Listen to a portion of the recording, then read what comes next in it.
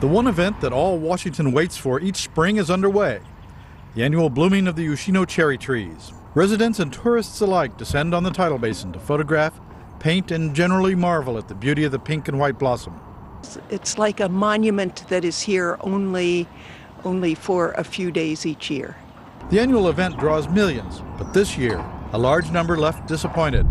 The spring was cold and predictions for peak viewing time were pushed back twice. The trees date back to the 19th century when, as a token of friendship, Japan gave 3,000 Yoshino cherry trees to Washington. I think we were simply happy to share what we have in Japan to the American citizens at that time.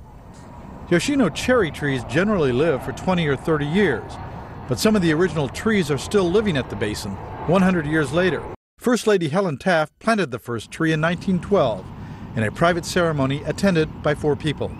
Helen Taft gave the ambassador's wife a bouquet of American Beauty roses. We know this from a tiny little notice in the newspaper. There were no photos, there were no other people. Long a symbol of springtime rejuvenation in Japan, the trees quickly adapted to harsh winters in Washington and soon became a social favorite. At the start of World War II, a few were cut down, but protection patrols quickly organized to stop any more vigilante attacks.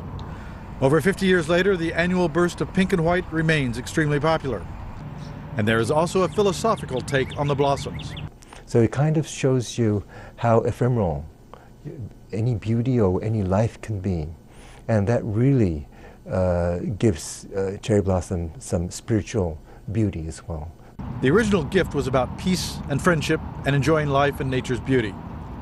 Each spring for a week, residents and visitors to Washington are treated to nature's silent fireworks.